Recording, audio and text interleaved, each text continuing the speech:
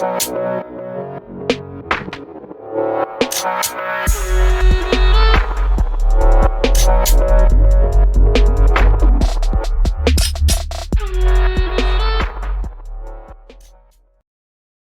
in this video, I'll be sharing with you a document I just came across recently, which is certainly new to me and may well be new to many of you at home. And that is the full list of inventory which was recovered from the Range Rover on December the 7th, 1995. These items were removed and tested, but where things get a little bit strange is that some of the items which appear in the photographs have seemingly gone missing. So let's now take a look at that following statement, and do stick around till the end as I'll be showing you some photographs of items which don't appear on this list. The following statement is from Mark Shelton, dated the 20th of the 8th, 1996. I'm employed in the fingerprint laboratory at Essex Police Headquarters, Chelmsford. At around 9:30 hours on Thursday the 7th of the 12th, 95, I attended in company with DS Ron Holloway a lane near White House Farm, Rettendon, regarding a fatal shooting. This was to assist in any photographic or forensic work that had to be carried out. At around 15:30 hours on Thursday the 7th of the 12th, 95, I was requested to ride escort by Detective Inspector Hughes for transportation of the Range Rover F424 NPE to South Woodham Ferrers Police Station. On arrival, I met Detective Sergeant Ron Holloway, who assisted me with the removal of the Range Rover F424 NPE from the low loader onto plastic sheets into the scenes of crime garage. At around 1700 hours on Thursday the 7th of the 12th, 95, Mr. White and myself carried out a fingerprint examination of the Range Rover. 2 finger/palm impressions were found and photographed by Mr. White. Index reference L83/95. On Friday, the 8th of the 12th, 95 at 12:15, Mr. White and myself attended the mortuary at Chelmsford and Essex Hospital to hand over 8 rounds of ammunition to John Burns, the forensic scientist. On Tuesday, the 19th of the 12th, 95 at 1300 hours, Mr. White and myself attended South Woodham Ferrers Police Station to supervise the unloading of the Range Rover F424 NPE from its return from Huntingdon Laboratory. On Wednesday the 20th and Thursday the 21st of the 12th, 95, Mr. White and myself carried out a detailed fingerprint examination of the Range Rover, internal and external.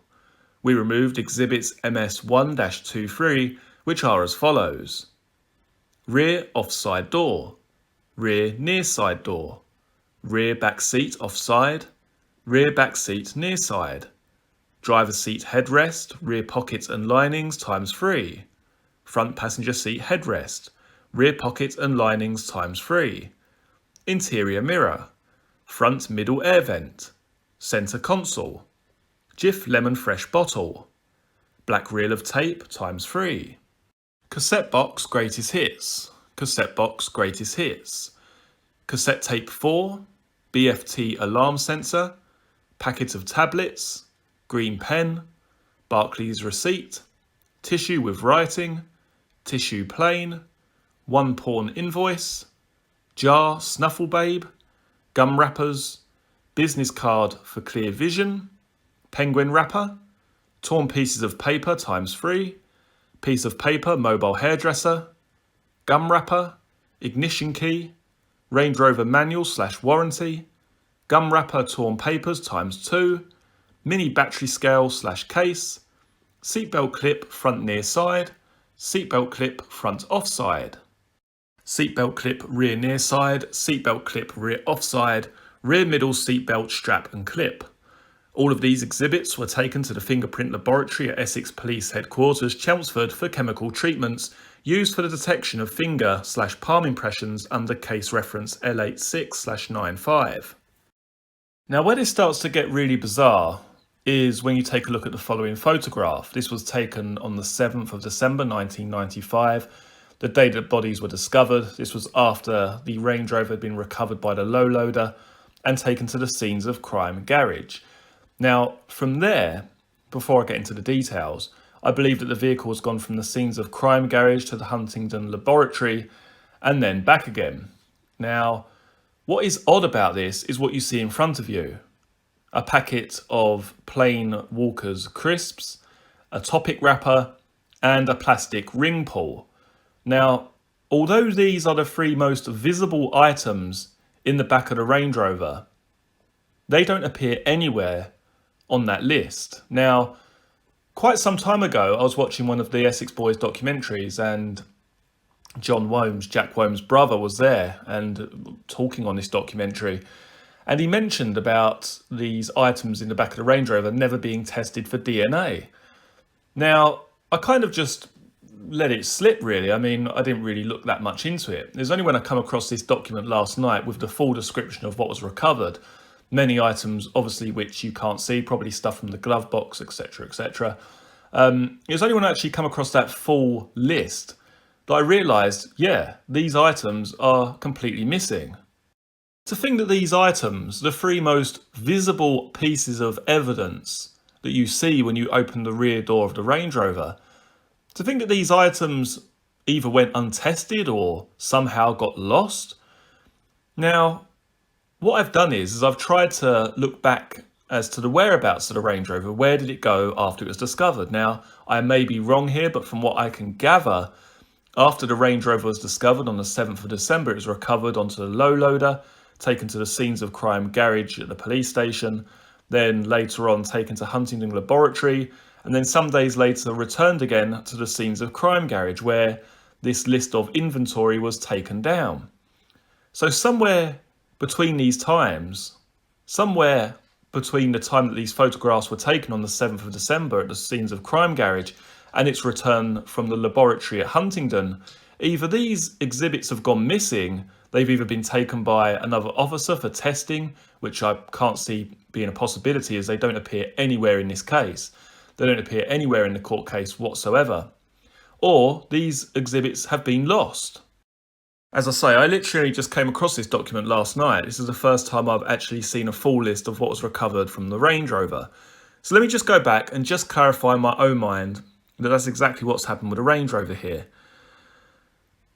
On arrival, I met Detective Sergeant Ron Holloway, who assisted me with the removal of the Range Rover from the low loader onto plastic sheets into the scenes of crime garage at around 1700 hours on Thursday the 7th of the 12th, 95. So the day of the murders, it goes to the scenes of crime garage. Then on Tuesday the 19th of December, at around 1300 hours, Mr. White and myself attended South Woodham Ferrers Police Station to supervise the unloading of the Range Rover from its return from Huntingdon Laboratory. On Wednesday the 20th and Thursday the 21st of the 12th, 95, Mr. White and myself carried out a detailed fingerprint examination of the Range Rover, internal and external. We removed exhibits which are as follows. So the exhibits were removed either on the 20th or the 21st of December 1995. Somewhere between the 7th of December and the 21st of December, this crisp packet, this topic wrapper and the ring pull have seemingly vanished. Now, my personal opinion, as I say, is that these three items, these three prominent items in the back of the Range Rover, somewhere along the line they've been lost. The reason I don't believe they've just been discarded or tested or anything like that is the fact that I can't from memory ever recall seeing any written detail or report about these three items. Whether there'd been any testing done on these items, the fact that they don't actually seemingly exist in any documentation that I can recall seeing. I mean, obviously I've read a lot of statements, probably over 200, so I may be wrong when I say that, but from memory, I can't recall ever seeing any literature about these three items ever existing. Even the summing up in court, I can't even remember it being brought up by the defence. So what is going on? These items, I mean, let's look at this from their perspective, from the investigator's perspective. Even if this crisp packet was in Craig Rolfe's hand, they still need to test it. I mean, you can't just say, oh, well, we believe that they were the only people that ate out of these crisp packets. You know, Tate was partial to a topic bar. We believe that he had, you know, it's just, that's literally how you would have to think if you were going to go down the route of, you know, having some sort of justification for not testing these items. And even that would be absolutely ludicrous. Where did these three items go? I would love to be able to speak to John Womes and ask him about these items. As I say, I heard him mention this in a documentary some years ago. So clearly John has some knowledge of these items.